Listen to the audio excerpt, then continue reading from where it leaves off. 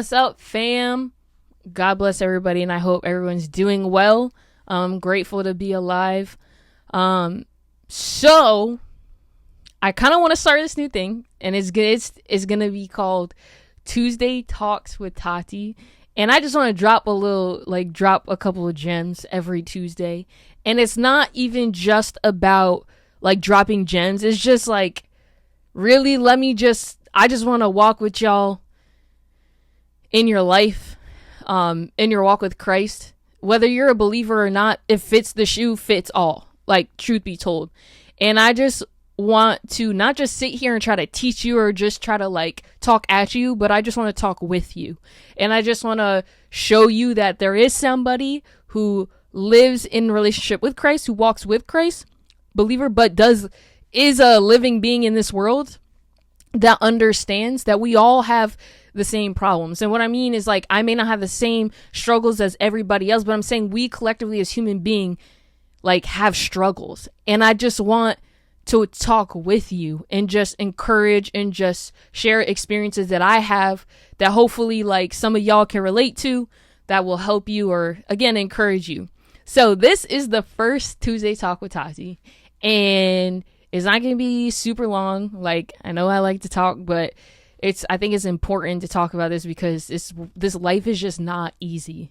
If you're a believer, you know this life isn't easy for sure. If you're not a believer, you know this life is not easy. It's just better in it with Jesus. So I just really, in transforming, let me just say that.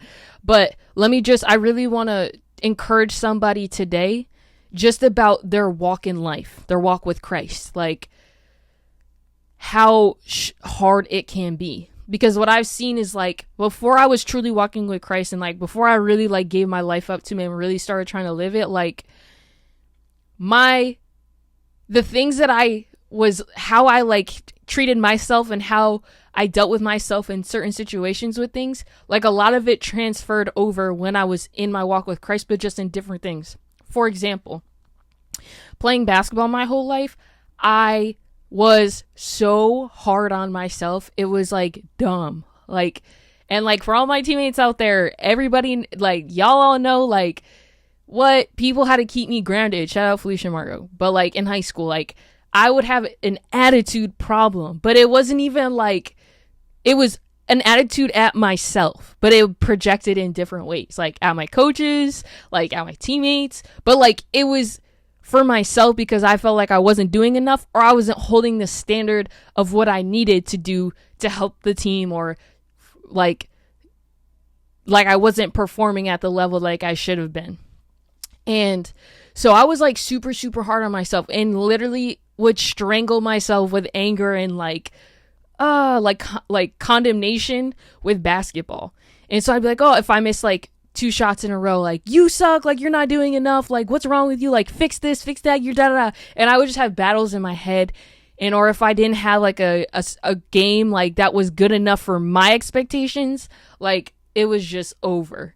And so it's good, there's good and bad with that, because good, I always held myself to a standard that forced myself to my work ethic to be at that standard for the results that I wanted. So my work ethic was always there. I would run through a wall if you asked me to.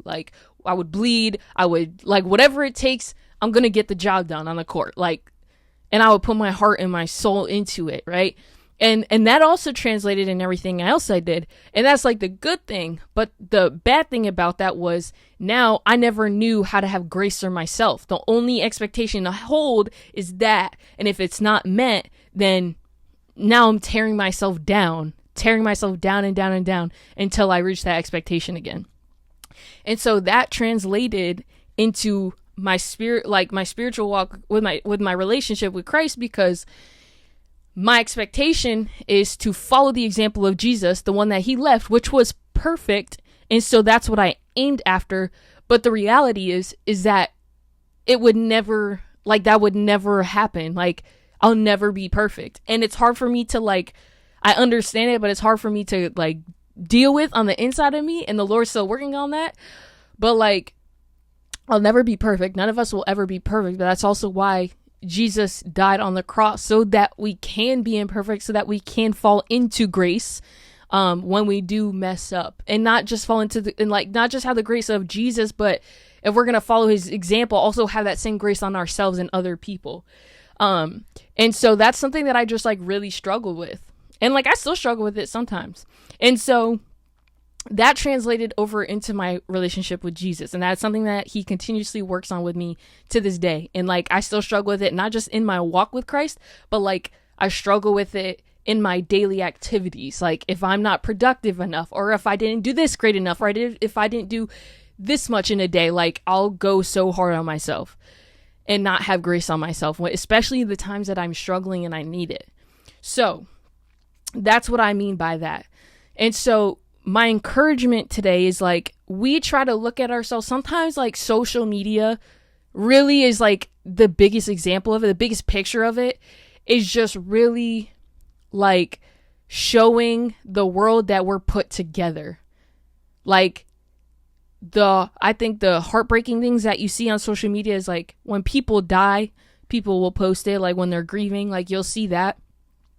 You see a lot of like big sad events, but you never really see the day-to-day struggles that we go through as people. We just see the good days, the sunny days, the happy days, the moments that we want to capture, but we never capture the struggles of every in-between moment, besides the really large, big, traumatizing moments that we have, usually when someone dies, or that's like probably the biggest one that I've seen like on social media that's pictured. It's just like when people die, and everybody has their own way of grieving, and as we should support those who are going through hard times.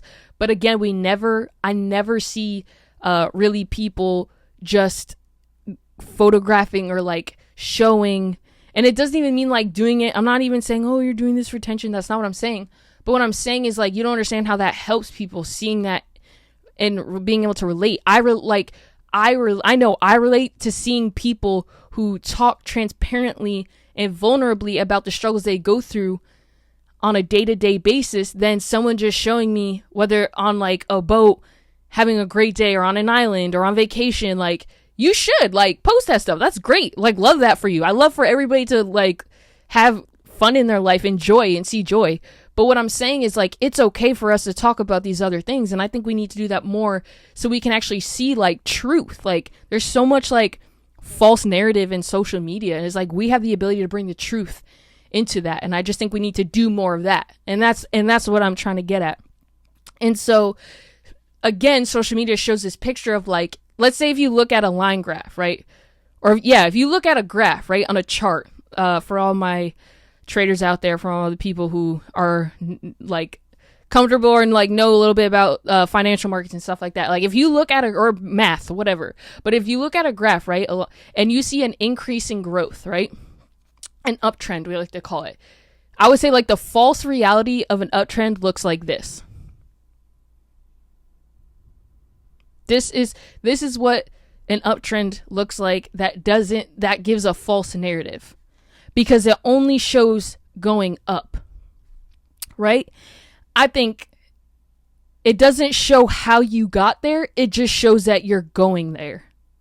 And that's the picture that social media gives. That's the picture that sometimes we like to, because it's easier to than to really talk about the hard things and really talk about struggles and like bad times and things that we go through. This is the realistic, more practical picture of growth, of life, right here. And I just want to break this down, because the difference between the two is that you can see the steps it took. You can see the steps it took to get higher, to get better. So let me just break this down a little bit more. So you got an uptrend and you got a downtrend, right? A downtrend is like this, and an uptrend is this. Okay? So with a downtrend has lower lows and lower highs, right? So lower lows means every time you go low, it's lower than the previous low. And every high is a lower high than the previous high. Makes sense? Meaning overall, over time, you're continuously declining. That's basically what that means, right? You're basically declining. That's what that means. And so it's the opposite for an uptrend. With the uptrend, there's higher highs and higher lows, which means every high is higher than the previous high. Every low is higher than the low previous to that one, right? And so let me just break, this is perfectly explains our lives. Like, this is what growth is about. And this is where the encouragement comes in, because I know sometimes when we're going through things, or when we mess up, or we slip up, or we struggle, or we fall short, like, especially in our walks with Christ, like in life as in general, it's like when we fall down, it's really hard to forgive ourselves, and like shame comes and regret comes and all these things come, all these bad feelings come, and those things can weigh us down so heavily. But like, and that can be in the moment. So we gotta be careful of like, and trust me, and I'm saying this because this is what I'm trying to apply to my everyday life, because I struggle with this. So when you fall short, like in this moment, like be present in the moment. It's good to be present, to feel your feelings, but don't forget to look at the longevity. And a lot of times I have to look back. If I fall short in a moment, or if I fall short in a moment and I'm not proud of me doing something, or I fall short of an expectation, or I fall short of God's expectation, what helps me is looking back, not at the things that I've done badly necessarily, but yes, at the same time, because seeing where I started to where I came from. Because when I see where I started, that's the beginning of this uptrend. That's the lowest of the low. But then when I look from there to where I am now, I can see the higher highs and the lower highs. I can see that I got higher from that low moment, and then when I fell short, I got back up again and I got higher. And now I went from here all the way up here, and I can see all the steps that I've taken and all the steps that God brought me through to the point of where I got here. So now when I fall short, I'm not falling short the way I was falling short all the way down here. There's a difference in that. And when you see that, you see the progression of life. You see the progression of your growth in that. And you see what God really can do. And that's your testimony, is all those higher lows and those higher highs, right? That's a testimony of what God's doing in your life, to show you what he can do in that time. And so my encouragement, and I just want to submit this to you, is just try to look at the long term, not just now.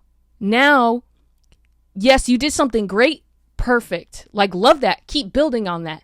But understand is that you're not going to always be high. You're not always going to keep left. There are going to be times where you fall short that hit you in the heart, right? So it's good. It's looking in the moment, but not staying too focused on that moment humbles you, but also gives you grace. It humbles you to show you like, hey, I'm doing good right now. I'm growing. We are in a growing season, or we're in a growing moment, and this is great. But understand and tell yourself, like, because you don't want to get overly self-righteous, because you're going to get humbled. So like, seeing that growth is great. So now you can build on it, but understand that there are going to be times where there are going to be times where you fall short. And then understanding in that moment, if you fall short, that you don't stay there, that you're not going to stay there, that it is just a higher low, and that you're about to reach that next higher high, and that you don't have to go back to that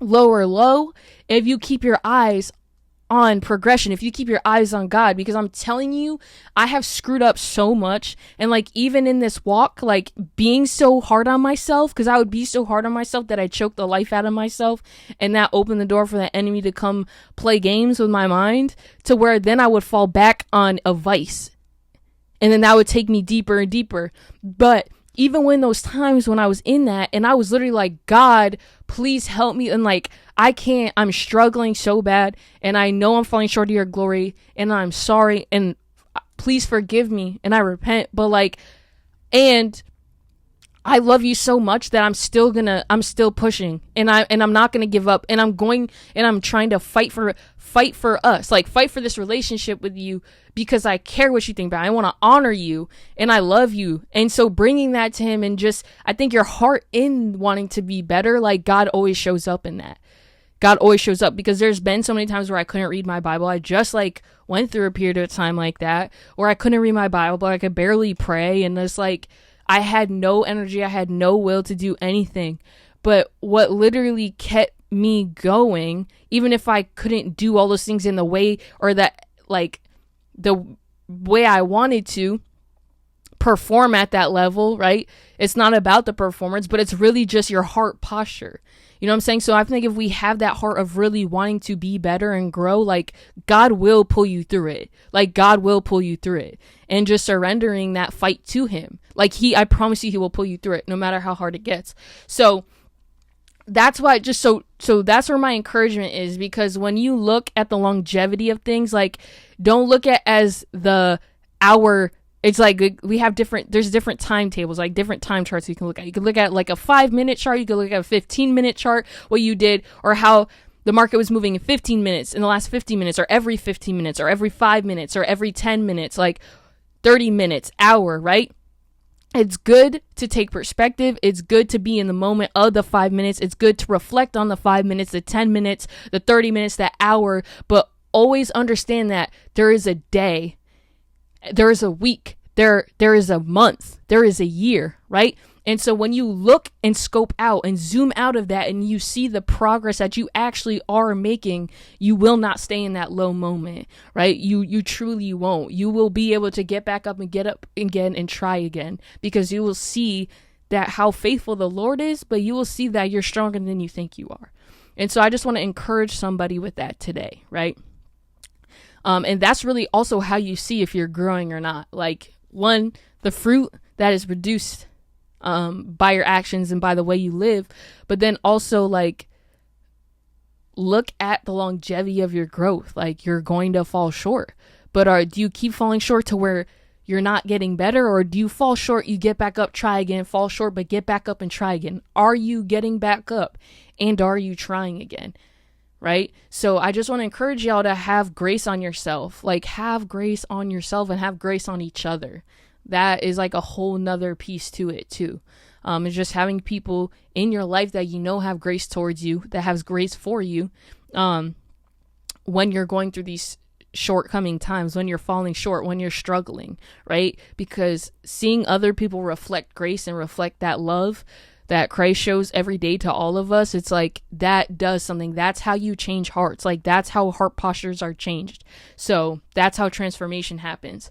And so I just want to encourage you with that. So just remember, it's about the progression. It's about the progress that we make. It's not you don't get sanctified in a day. It's foolish to think that. If God wanted to take things away immediately, he fully could. But a lot of times we have to work through things. We truly do, because there's so much wisdom in those. So I just want to encourage you with that today. And thanks for coming to another talk, or first talk with Taty on a beautiful Tuesday. God bless y'all. Love y'all. Have a great one.